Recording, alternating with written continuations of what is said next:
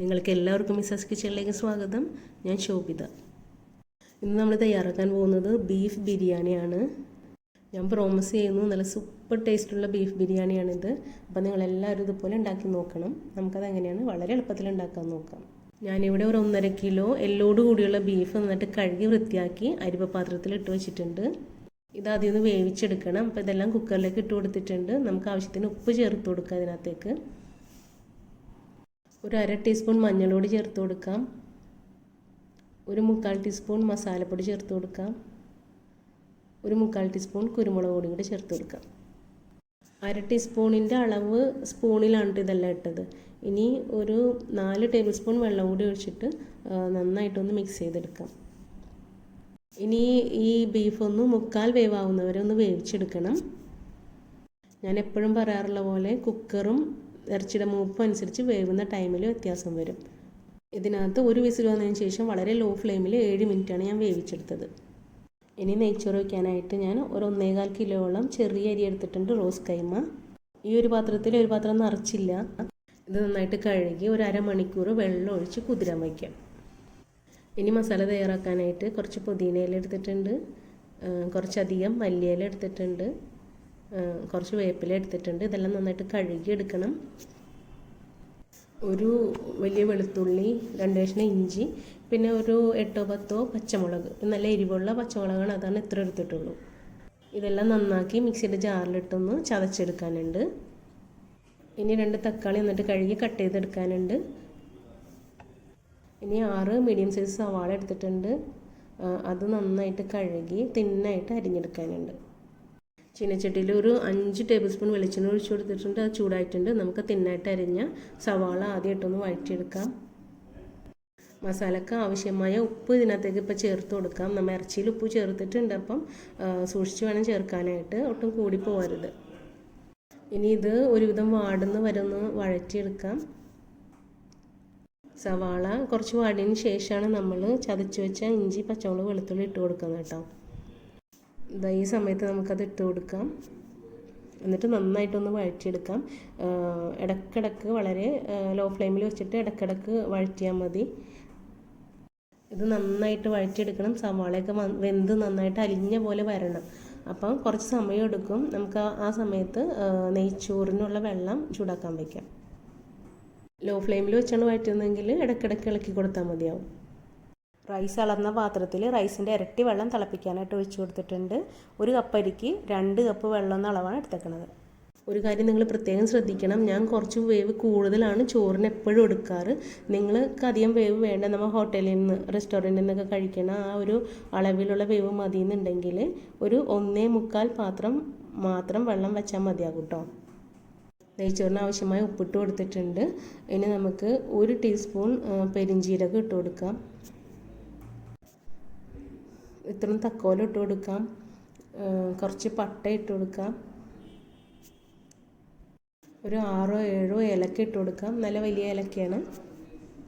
ഒരു 8 കറിയാമ്പ് ഇട്ട് കൊടുത്തിട്ടുണ്ട്. 1 ടേബിൾ സ്പൂൺ കുരുമുളക് ഇട്ട് കൊടുത്തിട്ടുണ്ട്. ഇത് നന്നായിട്ട് തിളച്ചപ്പോൾ നമുക്ക് ആവശ്യത്തിന് നെയ്യ് ഒഴിച്ചു കൊടുക്കാം. നെയ്യൊക്കെ ഓരോരുത്തരുടെ ഇഷ്ടം അനുസരിച്ച് ഒഴിച്ചാൽ മതി. ഞാൻ നെറുനെയ്യ് മാത്രം എടുക്കുന്നുള്ളൂ. 3 ടേബിൾ സ്പൂൺ നെറുനെയ്യ് ഒഴിച്ചു കൊടുത്തിട്ടുണ്ട്. ഇനി നമ്മൾ അരിയും കൂടെ കഴുകി വരെ എണ്ണത്തേക്ക് ഇട്ട് കൊടുത്തിട്ട് ഒന്ന് അടച്ച് മൂടി ഹൈ ഫ്ലെയിമിൽ വേവിച്ചെടുക്കണം. ഈ സമയത്ത് നമ്മൾ സവാളയൊക്കെ നന്നായിട്ട് വഴന്ന് വന്നിട്ടുണ്ട്. അതിനകത്തേക്ക് കുറച്ച് വേപ്പില ഇട്ട് കൊടുക്കാം.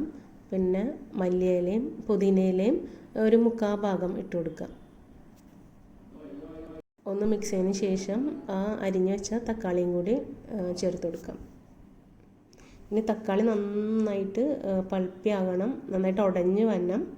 അതുവരെ ഒന്ന് വഴറ്റി കൊടുക്കണം. ഇടയ്ക്കിടയ്ക്ക് വഴറ്റിയാൽ മതിയാവും. അപ്പോൾ ഇതിന് ലോ ഫ്ലെയിമിൽ വെച്ചിട്ട് നമുക്ക് റൈസ് ഒന്ന് നോക്കാം. അപ്പോൾ റൈസ് ഒരു 1/4 വേവായിട്ടുണ്ട്. ഇനി അല്പം മാത്രം വെള്ളം വറ്റാനുള്ളൂ. ഇനി നമുക്ക് ഫ്ലെയിം കുറച്ച് വയ്ക്കാം, സിമ്മിലേക്ക് ആക്കാം. അതിനകത്തേക്ക് നെയ്യ് വേണമെങ്കിൽ 1 ടേബിൾ സ്പൂൺ 1-2 ടേബിൾ സ്പൂൺ കൂടി നെയ്യ് ഒഴിച്ചു കൊടുക്കാം. ഒന്നുകൂടെ മിക്സ് ചെയ്തിട്ട് സിമ്മിലാക്കി ഇനി അടച്ച് മൂടി ഒന്ന് വേവിക്കണം. അപ്പോൾ സിമ്മിലാക്കി ഒരു 5 മിനിറ്റും കൂടെ വേവിക്കുമ്പോൾ നെയ്ച്ചോറ് റെഡിയായി. അപ്പോൾ തക്കാളിയൊക്കെ നന്നായിട്ട് ഉടഞ്ഞു വന്നിട്ടുണ്ട്. ഇനി നമുക്ക് ഇതിനകത്തേക്ക് ഒരു 1/4 ടീസ്പൂൺ മഞ്ഞൾപ്പൊടി ചേർത്ത് കൊടുക്കാം. 1 ടീസ്പൂൺ മസാലപ്പൊടി ചേർത്ത് കൊടുക്കാം. കട്ട് ചെയ്ത് വെച്ചേക്കണ ബാക്കിയുള്ള ഇലകൾ, മല്ലിയില, പുതിനയില, വേപ്പില അതും കൂടി ചേർത്തിട്ട് നന്നായിട്ടൊന്ന് വഴറ്റിയെടുക്കാം. ഇനി ഇതിനകത്തേക്ക് അല്പം വലിയ നാരങ്ങയുടെ പകുതി പിഴിഞ്ഞ് ചേർക്കാം. നമ്മൾ വേവിച്ച് 3/4 വേവോളം ആക്കിയ ബീഫ് ആ വെള്ളത്തേപ്പടി അതിനകത്തേക്ക് ഇട്ട് കൊടുക്കാം. നന്നായിട്ട് മിക്സ് ചെയ്തതിന് ശേഷം അടച്ച് മൂടി ഒരു 10 മിനിറ്റ് മീഡിയം ഫ്ലെയിമിൽ ഇട്ട് ഒന്ന് വേവിച്ചെടുക്കണം. കുറച്ച് ഉപ്പ് കുറവുണ്ട്, ഞാൻ കുറച്ച് ഉപ്പ് കൂടി ചേർത്തിട്ടുണ്ട്. ഇറച്ചിയിലേക്ക് ആ മസാലയൊക്കെ നന്നായിട്ടൊന്ന് പിടിക്കട്ടെ. നല്ല സൂപ്പർ മസാലയാണ്. ഒരു പ്രാവശ്യമെങ്കിലും നിങ്ങൾ ഇതുപോലെ ഒന്ന് മസാല തയ്യാറാക്കി ബീഫ് ബിരിയാണി വെച്ച് നോക്കണം. വെള്ളം മൊത്തം അങ്ങോട്ട് വറ്റണമെന്നില്ല, കുറച്ച് വെള്ളം ബാലൻസ് ഇരുന്നോട്ടെ. അപ്പോൾ നമുക്ക് ബിരിയാണിക്ക് റൈസിലേക്ക് ആ വെള്ളം കൂടി ചെല്ലുമ്പം ഒരു പ്രത്യേക സ്വാദായിരിക്കും. ദമ്മിടേണ്ട ആവശ്യമൊന്നും ഉണ്ടാവില്ല. അപ്പോൾ ഈ മസാലയുടെ പകുതി ഞാൻ ചരുവത്തിലും ബാക്കി ഈ ചീനിച്ചട്ടിയിലുമാണ് കേട്ടോ ഇങ്ങനെ റൈസ് കൂട്ടുന്നത്.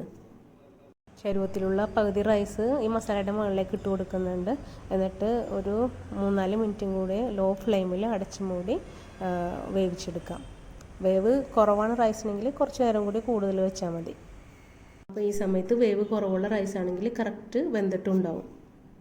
ഇനി ഇതൊന്ന് നമുക്ക് ഡെക്കറേറ്റ് ചെയ്യണം. അപ്പോൾ അതിന് ഞാൻ ചെറിയൊരു ചീനിച്ചട്ടി അടുപ്പത്ത് വെച്ചിട്ടുണ്ട്. അതിനകത്തേക്ക് കുറച്ച് അണ്ടിപ്പരിപ്പ് ഇട്ട് അതൊന്ന് വഴറ്റി ഒന്ന് കളർ മാറി വന്നപ്പോൾ അതിനകത്തേക്ക് കുറച്ച് ഉണക്കമുന്തിരി കിസ്മിസും കൂടി ഇട്ട് ഒന്നുകൂടെ വഴറ്റിയെടുക്കാം. കിസ്മിസ് വീർത്ത് വരുമ്പോൾ നമുക്കിതെല്ലാം കോരി റൈസിലേക്ക് വിതറി കൊടുക്കാം. നിങ്ങൾക്ക് വേണമെന്നുണ്ടെങ്കിൽ ഒരു വലിയ സവാള നീളത്തിലരിഞ്ഞിട്ട് അത് നന്നായിട്ട് മുരിച്ചെടുത്തിട്ട് അതും ചേർത്ത് ഡെക്കറേറ്റ് ചെയ്യാവുന്നതാണ്. ഞാൻ ബിരിയാണിക്ക് അങ്ങനെ ചെയ്യാറില്ല. അപ്പോൾ നല്ല സൂപ്പർ ടേസ്റ്റുള്ള ബീഫ് ബിരിയാണി റെഡി ആയിട്ടുണ്ട്. നിങ്ങളെല്ലാവരും ഇതുപോലെ ഒന്ന് ട്രൈ ചെയ്ത് നോക്കണം. നിങ്ങളുടെ അഭിപ്രായങ്ങളും നിർദ്ദേശങ്ങളും എന്നെ കമൻറ്റ് ബോക്സിൽ അറിയിക്കണം. ഒപ്പം ഈ ചാനൽ സബ്സ്ക്രൈബ് ചെയ്യാൻ മറക്കരുത്. ഈ വീഡിയോ ഇഷ്ടമായാൽ ലൈക്ക് ചെയ്യണം, ഷെയർ ചെയ്യണം. താങ്ക്